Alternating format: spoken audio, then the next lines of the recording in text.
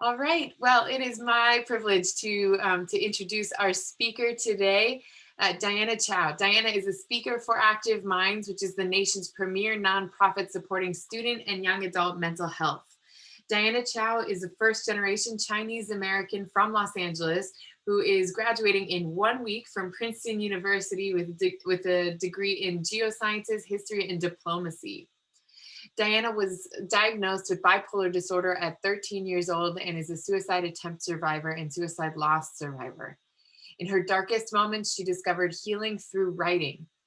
Adopting the motto, "Writing is humanity, distilled into ink," Diana shares with audiences aspects of minority mental health, from what it was like growing up below the poverty line with parents who didn't speak English, to the power that even the smallest acts of kindness have had on her life. She also focuses on in depth, actionable mental health education that can be used to support oneself and each other.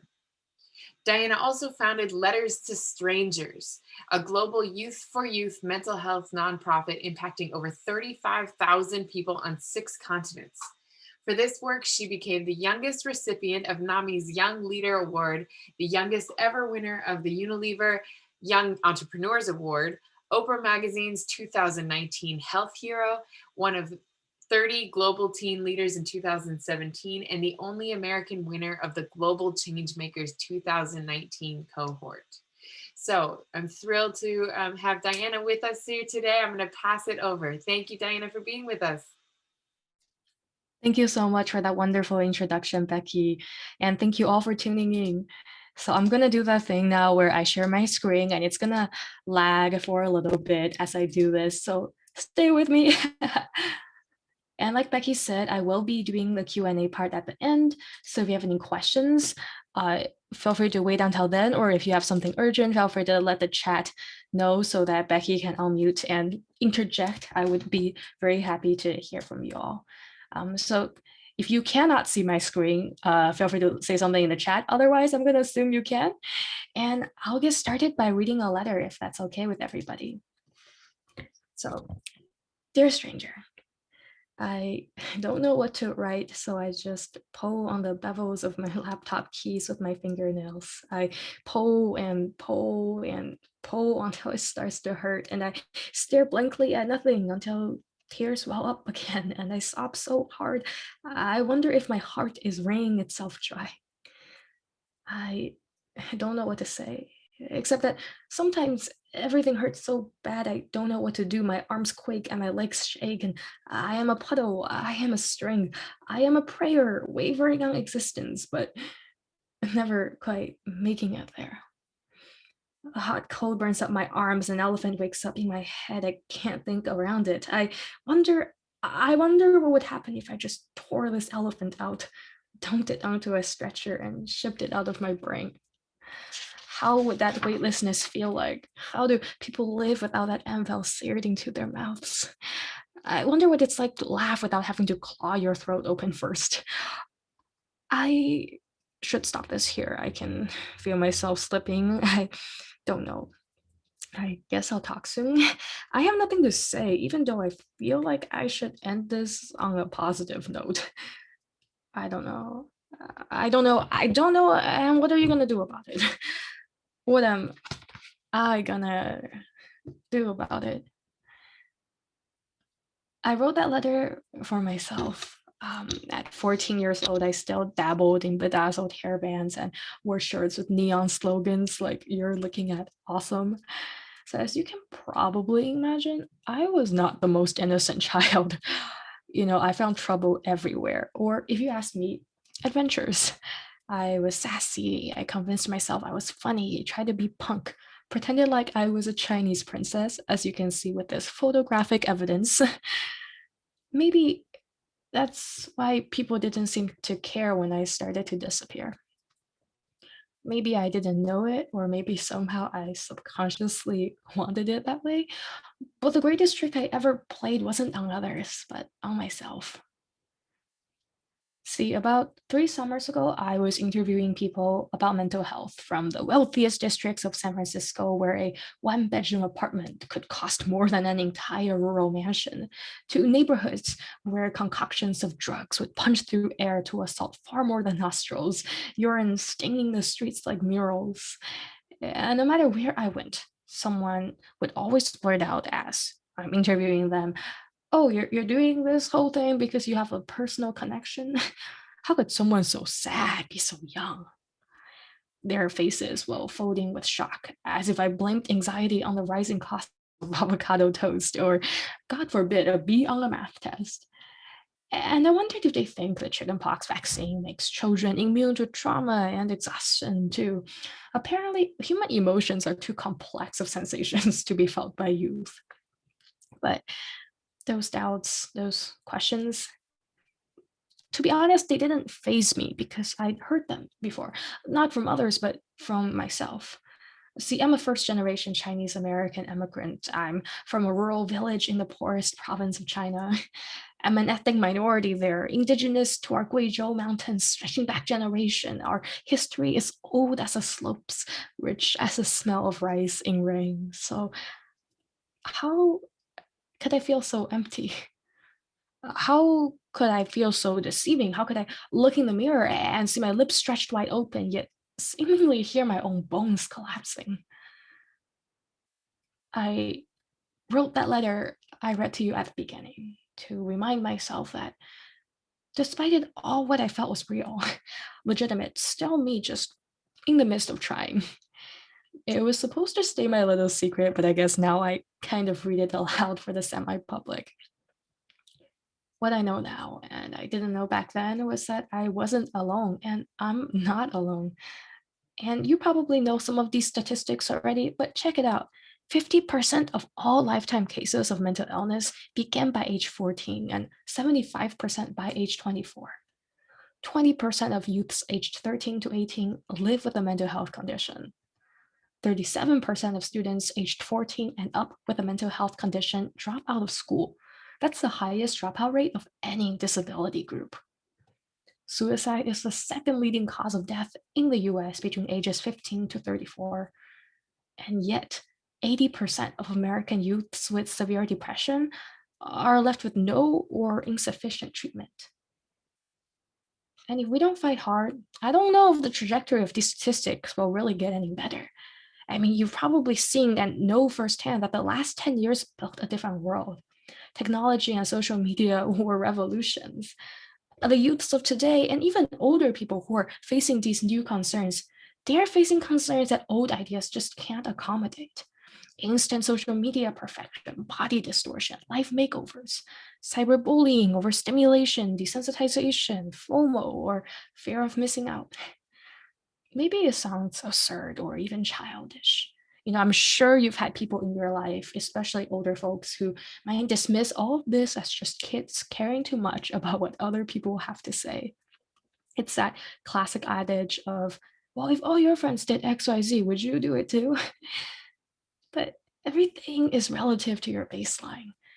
In the US, it looks like the dinner parties of the 20s, the nightclubs of the 80s, the clout chasing of the digital 2010s, and well, now 2020s.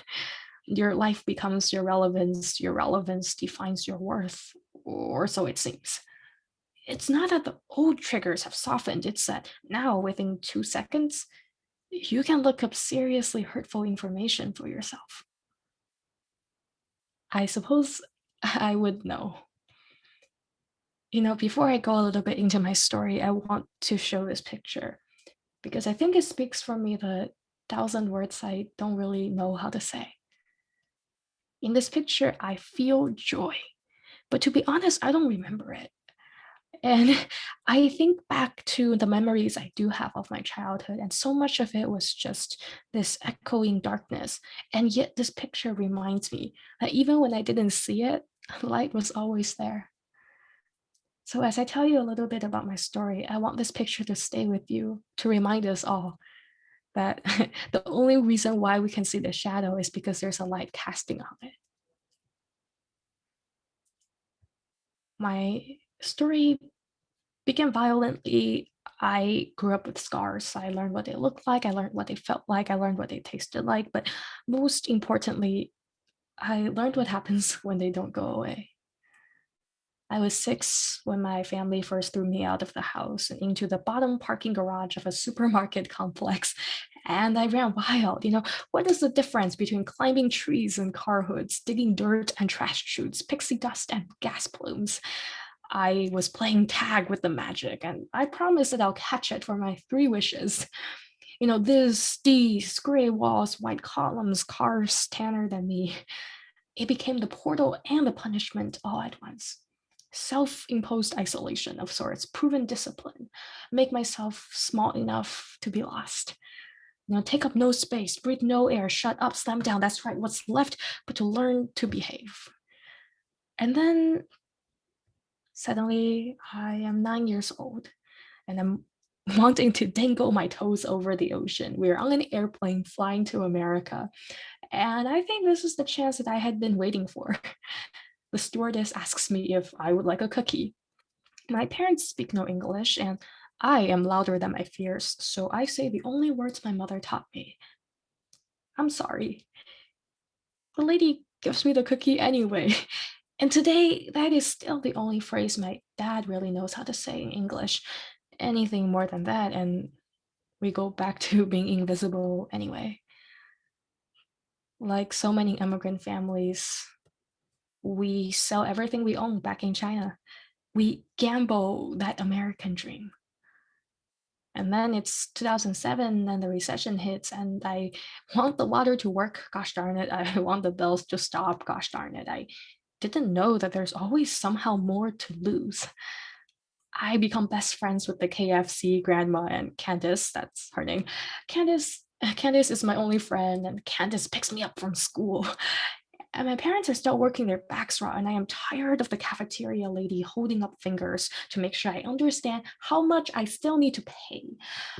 And I'm sorry. And I tell her I'm sorry. And then suddenly I am 13 now. And I'm 13 and I'm standing for 10 hours a day at Costco giving out free samples. I tell myself this is my revenge and my christening. Survival of the fittest is a lie. I offer my youth and my energy as my bribe. I thought I was going to do everything right. But then I yell too loudly in my immigrant English. A white lady disapproves. I am 5 feet 2 inches and I think I should slingshot myself into the roof. She splashes the free coffee in my face, and I am scared to take a bathroom break. The stain runs down where my scars blend into skin, and I am a collage, modern art that no one bids for but dust. I bite my lips and feel it in my lungs, breath clogged, bones sore, nothing is working, and I think it's all my fault. Eventually, I ask myself, why did it take me so long?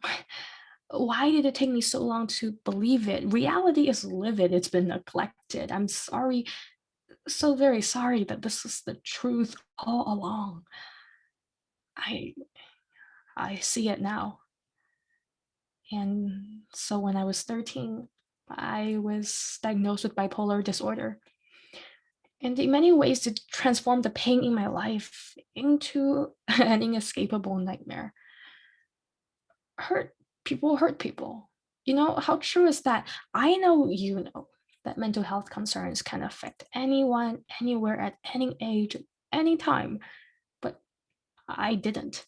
Today, I can easily say, that this is not a moral dilemma. No one chooses mental illness like they choose outfits. A textile merchant from Somalia once told me that mental health should be as normal as the rising and setting sun, that we can't afford to wait until it's our sons holding to their heads that. But it took me a long time to learn that hurt people, right? I know that like my family, so many of your families probably grew up with intergenerational trauma. My dad has a long scar etched into his body from a childhood beating that left him alone and bleeding, not a result of hate, but a twisted, passed down motion of love. it's not unique to Chinese or East Asian or any culture, really. And all these cultures offer tremendously powerful and unique structures for healing, for support, for resilience. So to demonize a culture is to choose ignorance. And I really do mean it when I say I am so proud of my heritage for everything that it has taught me. But as an immigrant, as the daughter of a traditional Chinese medicine practitioner, eventually stigma grew to have a different taste. And I got tired of washing it down with milk. It's been found in studies that in American clinical practice settings, minorities are less likely than white patients to receive treatment that adheres to treatment guidelines. And most of the time, this isn't even something that's meant to be explicitly racist. A lot of it comes down to implicit bias, or how the way that we diagnose things or use medical instruments are based on historical guidelines that, well, pretty much had a lot of discrimination embedded within. So, take for example the DSM, the diagnostic manual that is used to diagnose psychological diseases, illnesses, etc. And it's not used just in the West, but also by a lot of other cultures and communities that have adopted Western psychiatry and psychology. But the thing is, in the DSM, culture bound syndromes, which are symptoms of a mental illness that tend to be found in a particular culture, usually a quote unquote minority culture, these symptoms are only found in the appendix of this huge book. So you can imagine that if you're using this as the go to guide for how to diagnose a mental illness, chances are you might start to miss something if you aren't careful. And so it's probably not a surprise then that ethnic minority and immigrant clients have been found to suspend trust of providers who are ethnically dissimilar from them until they are proven trustworthy. Asian Americans use mental health services about 1/3 the rate of white Americans, and we see that similarly low for other minorities as well. And in many households, you might hear that mental illness, that's just a karmic consequence of a past sin. It doesn't exist. You're being ungrateful, spoiled, disrespectful. Should drink some herbal tea. The pain is in the body, not the mind. And remember, mental illness, that's a white people thing. I try to believe that. But the thing about emotions is that they are by nature immortal. They learn to undig their own graves. And so when I was 14, I was diagnosed with anterior uveitis, an inflammation of the eyes that popped my eyes blind for days or weeks at a time. The response whenever I asked for help for this eye disease was, and still is, always, yes, and of course, and you are so strong. But even now, I get terrified of talking about mental health. Afraid that if I say the wrong word, someone will tell me I'm crazy. Dismiss all that I'm saying, like admitting mental illness is giving them ammunition, and my voice is target. Afraid that if I speak my truth, my story, someone will still tell me I'm romanticizing without bothering to let me finish. Say that I'm only making things worse, that I should just shut up because what do I know about mental illness? What do I know about mental illness except that sometimes I see flashbacks for frostbite crawling up my thighs, my eyes glazed over my head, buried in XL sweaters, begging a God I didn't know how to believe in to not let me past him, to not let him see me. Am I alive? Am I alive? Am I alive still? A heart slipped into my blood the way thunder slips into ears, by which I mean less of a slip and more of a tearing or a prayer. Sometimes loneliness creeps on you like old age, and even in hindsight, I still find pieces of my past tossed in between the lines. Sometimes I wonder why, if I introduce mental health to the conversation, some people take that declaration as confirmation that I don't belong in this nation. Like they're waiting for me to scream, do something real normal humans wouldn't. As if mental illness warped me from person to personality, human to human disease. Are you kidding me? Years later, I am at a conference and I'm patching words into story, and an Asian American ophthalmologist comes up to me. Your eye disease, Diana, do they know what caused it?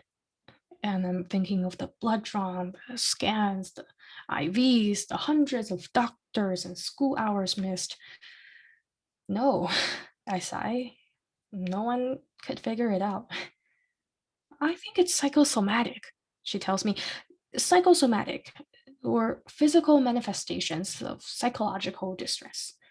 It's John from Sherlock walking with a limp from PTSD, even though his legs are technically fine. It's panic attacks burning my lungs, even though I've never smoked a day in my life. But my eyes? I'm skeptical, but she sends me scientific papers. And then I move away to college and I start seeking consistent mental health care for the first time in my life. I find a good medication regimen. It's been 3 years since I've been on that mental health healing road. And it's also been 3 years since my last eye episode. This coming from someone who was in and out of the hospital like 50% of the time throughout high school. I'm starting to think I believe in miracles. Psychosomatics sometimes hide in the shadows of stigma. And many minority cultures, especially ones that emphasize that mind body connection, flood them with prey. We hide the pain until our bodies throw a coup. If you won't care for me up here, then let me remind you how I control everything down here, my brain says. And wish my eye doctors back then asked me just one question more. Not, how are your eyes doing, but how have you been feeling? Not, can't you get new insurance, but can't you see you don't owe perfection? Maybe then I wouldn't have had to wait so long to discover the key. Maybe then I wouldn't need someone to tell me that pain is not the synonym for life, that I deserve the air that I breathe. When I was 14 years old, I attempted suicide for the last time. And in that final moment, my little brother was the one who found me. They say you should find your own strength, build your own light, don't rely on anyone else. I mean, sure.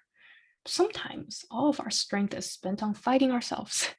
And so in those moments, I chose to borrow someone else's light for a while, to stand in their glow and let it illuminate the path forward to show me that there is somewhere to go. For me, that person was my little brother.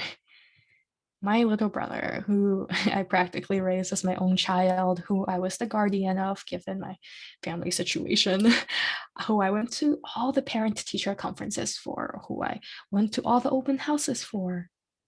My little brother was the light of my life. And I thought to myself that even though in those days I didn't care what happened to me, I cared what happened to him. And so I vowed that no matter how dark my world got, I could never drag him down with me. But that meant I needed to heal. And what do you do when you're a fresh teenager trying to navigate the American healthcare system with no money, parents who don't speak English, and also a whole lot of cultural stigma? Well, I ended up writing letters. And of course, it's not going to work for every single person in existence, but for me, in writing letters to strangers, in writing these letters to no one, yet therefore everyone at once, I found comfort. I was being so empathetic to these people I never even met. So why couldn't I do the same for myself? Didn't I deserve the same for myself? In words, I began to discover the miracle of life, that I have a voice and a story worth telling. I realized for the first time that I never was alone and that I am not alone, that writing is humanity distilled into ink. And so that was the backstory of how I found the Letters to Strangers and how eventually I ended up joining Active Minds as a speaker. When I first started Letters to Strangers, it was like the student club at my high school. And it's quite funny because I had to bribe my friends with pizza to come to our initial lunch meetings. Because, that's the only way you can get teenagers to do anything, free food. But then eventually, even after the pizza money ran out, people kept showing up. And then people in nearby cities heard about what we were doing and asked how they could get involved. And then voila, Letters to Strangers turned into this whole thing that it is today. You know, when I was doing those interviews around San Francisco, one person that I met was Michael. Now, Michael's been homeless on the streets of downtown Berkeley for almost 2 decades now. But even though bipolar disorder and alcoholism had dulled his career, they didn't dull his spirit. At the end of our talk, he looked at me with tears in his eyes, gray as the sea right before sunrise. And he said, Diana, I just want to be well enough to help somebody else. That's it. That's what we all are trying to do, right? Human connection matters, empathy matters. And for so many of us, in those moments of mental health concerns, we start to feel like we're losing control, losing autonomy, losing sense over our humanity, etc. But when we are able to do something for that someone else, even just for a moment, even for the tiniest of things, perhaps that's the reminder that we need, that we are still so capable, that we still have so much value yet to be explored. So at Letters to Strangers, as you can probably imagine, there's the anonymous letter writing exchanges, there's science-based peer education, and there's grassroots policy-based advocacy. And I just wanted to put a little spiel here about our Youth for Youth mental health guidebook, which is the world's first of its kind and written entirely by 14 to 21-year-olds, but reviewed by medical and industry professionals, citing almost 1,000 scientific citations. And it's for free to download in black and white on our website, lettersofstrangers.org. And I'm also happy to give active minds, free full color digital copies of this. And I've done so in the past because active minds is awesome. And I just think that when we have the opportunity to educate ourselves and our peers on the things that impact literally all of us, why not take that chance? Today it blows my mind that Letters to Strangers has impacted over 35,000 people. And I like to say that if you told me back then that this was going to happen, I would have slapped myself. Like, I would want to slap you because I'd be like, wow, why are you trolling me like this? But then I would want to slap myself because I'm like, how dare I even just dream of someone pranking me with something so incredible and incredulous? But that's it, right? You never know what tomorrow, what next month, what next year, what the next decade holds. And so this is a reminder to myself that, maybe this is the peak of my life, or maybe I've yet to reach it. But I won't know unless I keep going, keep fighting, keep persisting. And there is so much value in just that journey alone. So during all of this, I was still a teenager trying to figure out life. And I gotta tell you, one thing that low key offended me was that right around the time I got my eye disease, I fell in love with photography, which I thought, the universe was playing a prank on me because I'm like, wow, thanks for making me realize how awesome this art form is, right as I don't know when the heck I can see again. But the thing is, well, you can't see for so long, and then one day it suddenly gets better, and then another day there are textures and colors and kaleidoscopes and magic and rain puddles mirroring pomegranate skies. So this was life, this could be life. It was so beautiful, and I wanted to tell that story the way that I saw it, with the colors, with the psychedelics, like the psychedelic colors, with the vibrancy, with the magic, but also with the authentic pain and truth that oftentimes did slip into my life.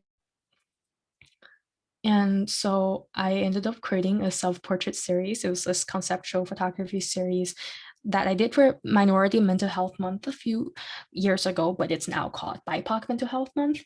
And I'm not gonna go too deep into like the whole artistic explanation behind them. I think you can figure that out for yourself. But I will say that, as it went viral, I was blown out of my mind. And it got over 2 million engagements. And one thing that people don't remind you or don't let you know beforehand, really, when it comes to virality, it's the hate comments. So, one particular hate comment I remember is this one: attention seeking yellow beep. What do you know about mental illness? And as I read it, it seemed like their primary concern was about the fact that I used colors in my photos. And to this person, mental illness has to be a purely black and white thing. There was no room for anything else or in between. But the thing is, those images reflected my truth and my story. And my story was beautiful. It was psychedelic. It was vibrant. It was glorious, but it was also hellish, nightmarish, the best and worst thing to happen to me all at once. My world was and is not your black and white. It is my own to lead. And so, in the midst of exhaustion, medication, and epiphanies, I internalized that the best way to learn is through experience. I mean, yes, I am often terrified and overwhelmed. I wonder if I'm weak, if I am a burden, but no.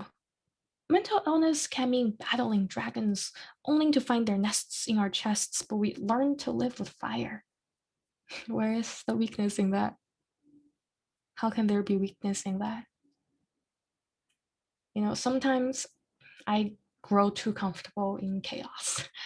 It's a silly small thing, but it sticks like fish bones in the part of your brain where all the memories go. And disequilibrium in the swelling of my lungs. One, two, three, four, five, six. I grow tired with my own ambitions. It's walking on eggshells of my own cracking, and surprised by the yolk yellow, I can't seem to wash off the bottom of my feet.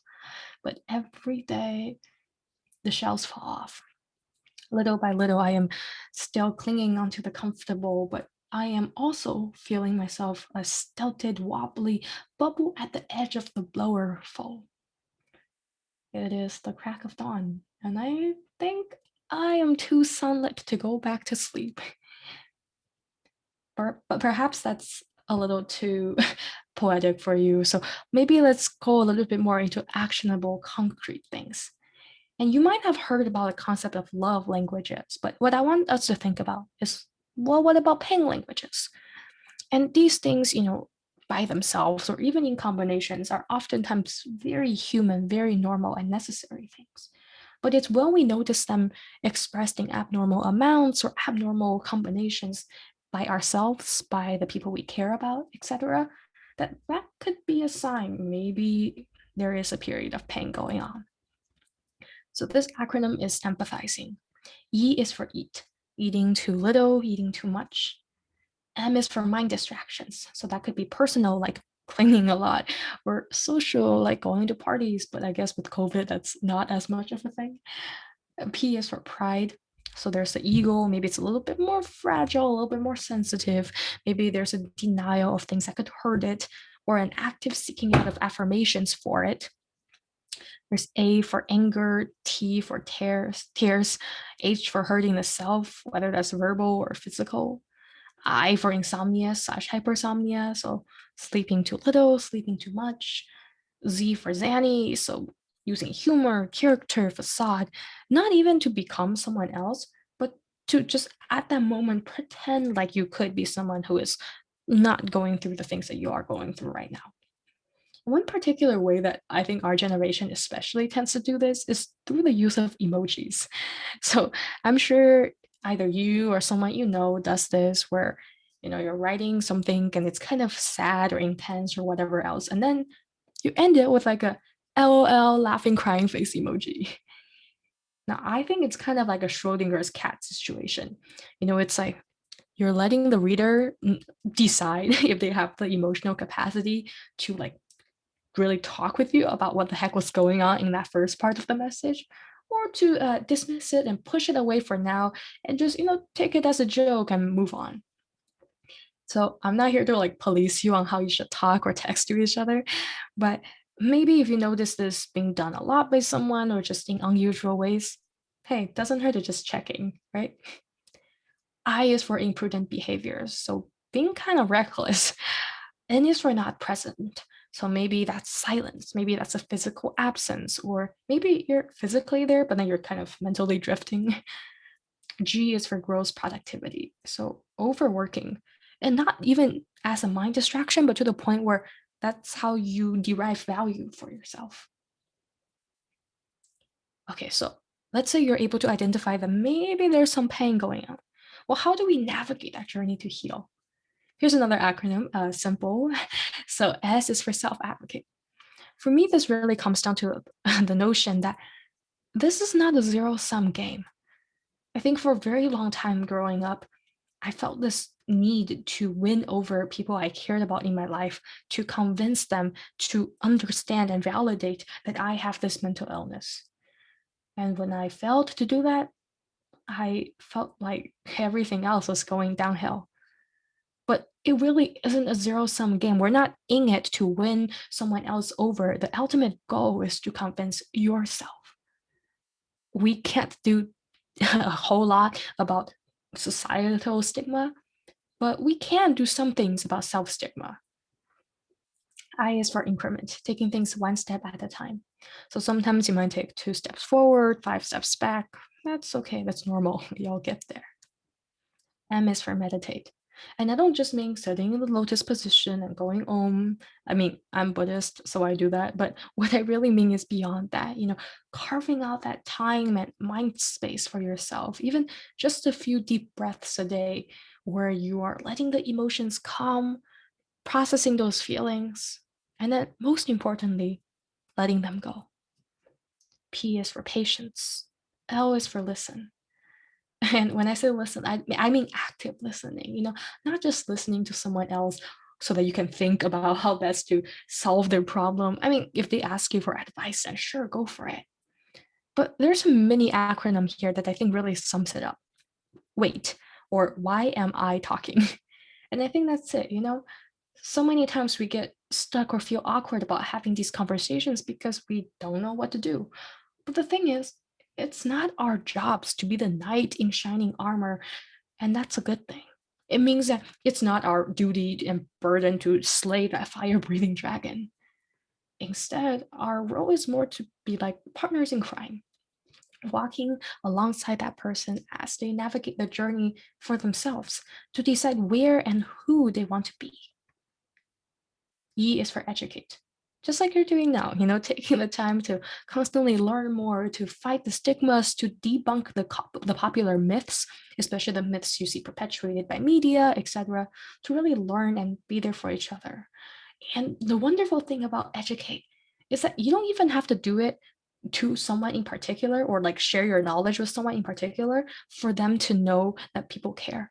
Because even people on the peripheries of your community, when they see that someone like you is actively caring about mental health in general, even if they never talk to you individually, they will know that at least someone in that community cares. And that can mean the difference. Okay, so I know all of that might sound hollow or naive or impossible to some of you. But hey, I'm gonna follow my own advice. And remember that this is not a zero-sum game. There is no winning or losing, only learning and growing. So for so much of my life, I thought all these cheesy, cringy, poetic quotes would begin and end in an Instagram post. But more and more, there are days that prove that old me wrong. When I prioritize that healing, that respect for myself, for my time on this earth, I am learning anew what it means to be alive. And so I'm going to share with you some of those potentially cheesy, cringy words, sentences that I hold as my grounding philosophies. Work. When your brain outpaces your heart, stop. There will be time for sacrifices, but now is not it. Challenge. Find that coffee routine in your daily life and then change it. Settle, sure, but you're not a kettle. You do more than boil. Chit chat. Some people will chit chat about you, so sing back louder, prouder. You don't need wings or vibratos, you just need a melody. And I'm putting this picture here again because I think it's a little different now. You know, maybe I don't know that past joy, but I do know the current moments of peace, of growth, of feeling comfortable in my own skin. And I know that process of healing, it's a navigation that a lot of us don't have the privilege of knowing how to do or begin. So while I am able to do it, I am holding this memory, this moment tight where my breaths escape. a full body shake under the magic of being alive. I close my eyes and I wonder if this is what hugging the moon feels like. Solid ground where I thought I would only find air, a rocky reassurance that I am not alone in the universe.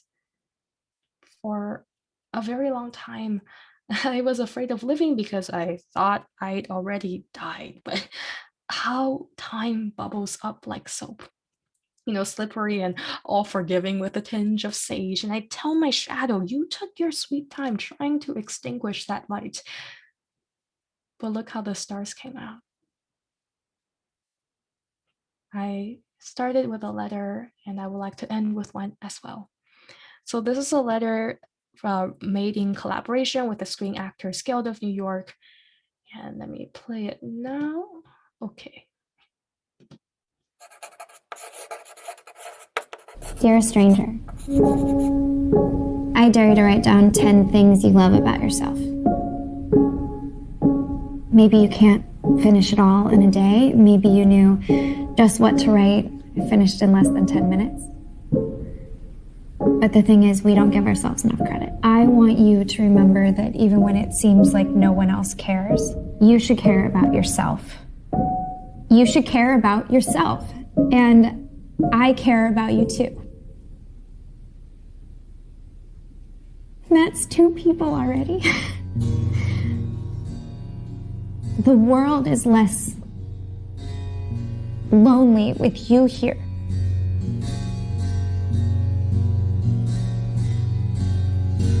And for that, I thank you. Thank you.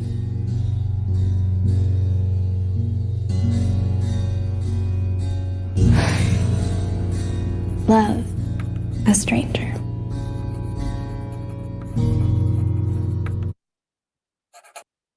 So thank you all so much for listening, for giving me a bit of your time. If you want to talk with me more, you can find me here.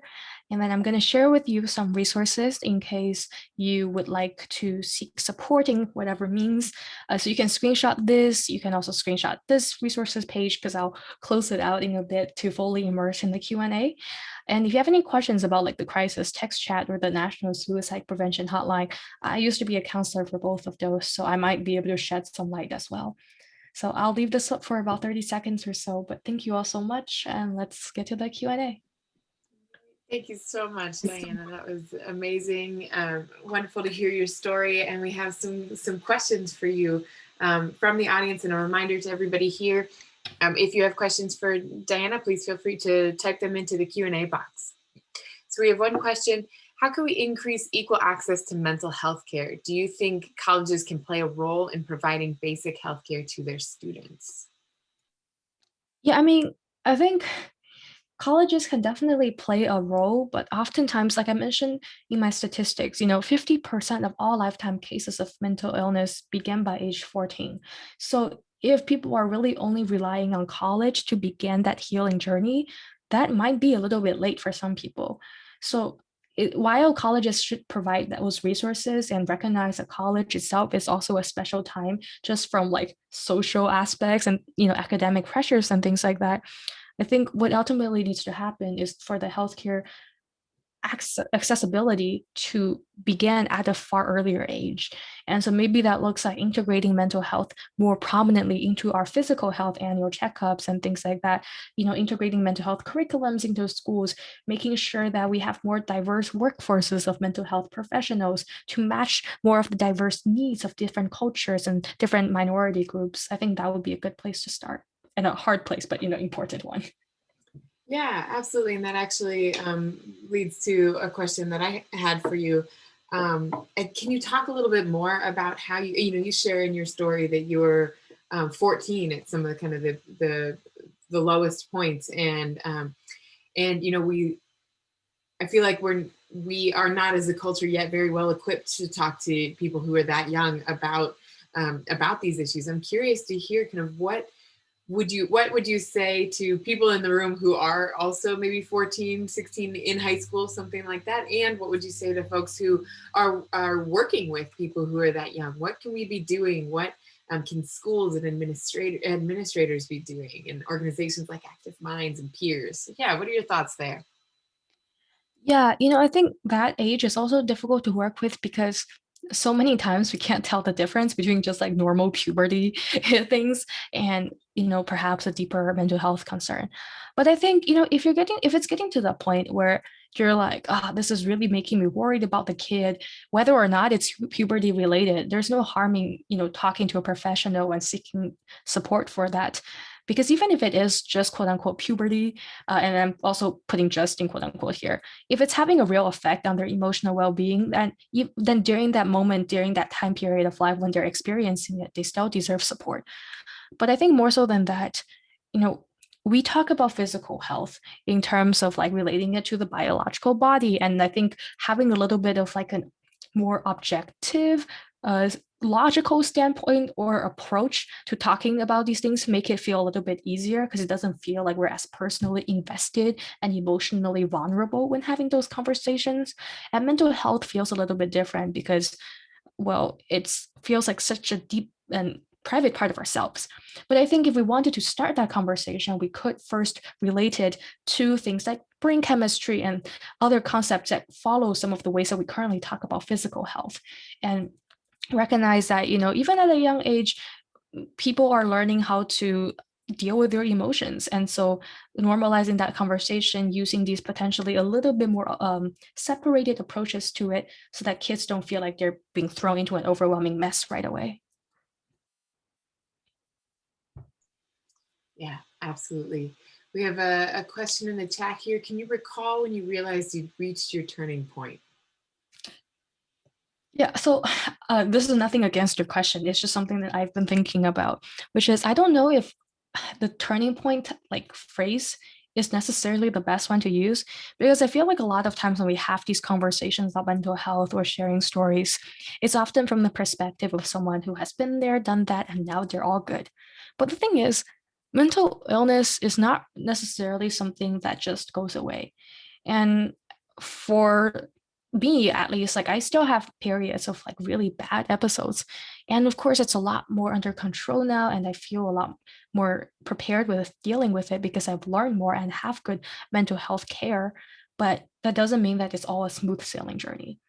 In terms of the point where I realized I had to seek help, though, I would say that was that moment when my little brother was the one who found me. I realized I had to do something. Yeah, we have another question about your family. To what extent you're willing and able to share. Um, Somebody's wondering how you got your parents to understand you. What was it like when you went public with letters to strangers? You have gone public with your mental health story. This person asks, especially strict Asian immigrant parents. Did they still talk to you? What is that like? Yeah, and I will say, and like also, this is nothing against you, to the person who asked this, but I did notice you mentioned in your question about my brother finding me committing suicide, and I will say that I think when possible, we can move away from using the phrase committing suicide, since commit sometimes has like a negative connotation to it, like committing a murder, and we don't say someone committed cancer, right? So I think saying dying by suicide works. So yeah, you know, it's weird because when I first started this journey, definitely my family was very against it and tried to sweep it under the rug. But I think one thing that was a turning point, quote unquote, just to use that phrase, was that one time I just completely broke down and I got sent to the ER and I was put on life support and I was in this comatose state. And my dad told me later that when he saw me just broken like that, he realized that he was not taking me seriously enough and he felt so hurt and heartbroken. And I think that made me reflect on, for so long I was afraid to show them my real emotions because, in these households, you aren't really open with what you're going through, right? So we think that, oh, they're not going to understand us. They're just going to laugh at us if we cry or something else. But sometimes you do have to, if you're feeling comfortable with it, or maybe it just comes in that moment, you do have to be a little bit vulnerable for them to maybe realize that, hey, this is a real thing that you're not like just trying to get their attention about. But also more than that, it's about that zero-sum game thing I mentioned earlier, where it's not about winning them over, but ultimately accepting yourself first. Because once I was more confident in who I am and my truth, I think my parents also started to turn around more because they realized that I was solidly confident in this is my story. And yes, it's painful. And yes, it might be embarrassing to some, but that doesn't mean that there isn't a lot of strength and support and pride I have for, fighting through. So I think that's a big part of it too. Yeah, absolutely. So we have a question about any advice you may have for setting up an Active Minds chapter on campus. How would you suggest that they start the conversation about mental health stigma with professors and school faculty members? Yeah, that's awesome. Well, I'll answer the second question, and then Becky, I think you'd be better person to answer the first question. But that's awesome, definitely. I would say having that conversation with professors and school faculty members can be eased into. Like, you don't have to tell them everything all at once, and you don't even have to tell them anything if you don't feel comfortable doing so.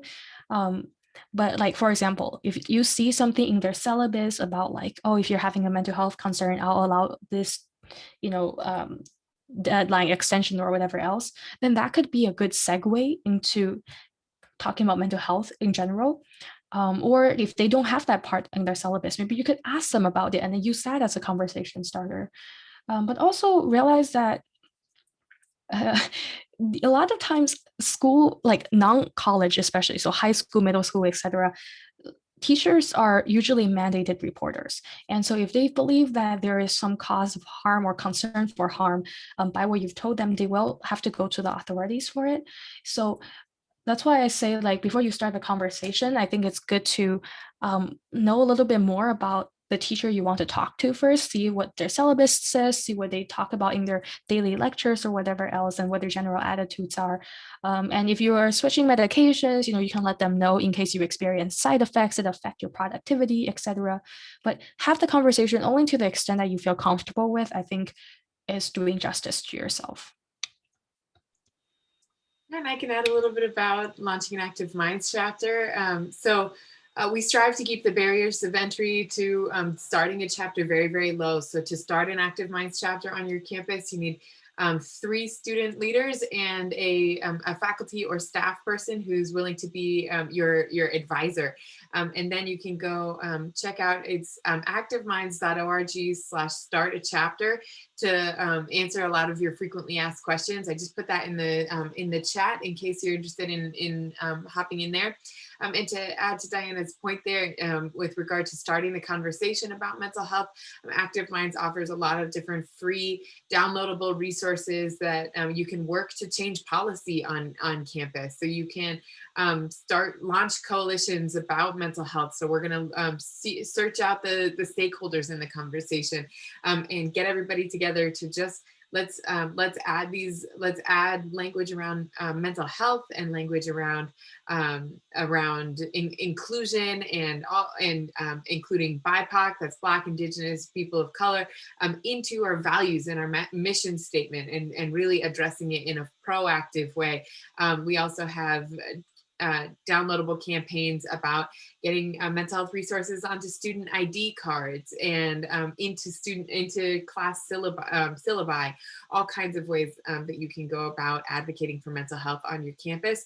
And in these campaigns that we offer, we have even kind of, here's how to start the conversation with your administration, with faculty members. So in case you're kind of, how do I reach out? We'll offer you some language and resources around how to get that started. So we'll give it another minute or so in case anybody's got other questions for. I do see one in the chat. Oh yeah. Yeah. Any advice? Oh yeah, there you go. Any advice for first gens minorities when speaking to their parents about mental health?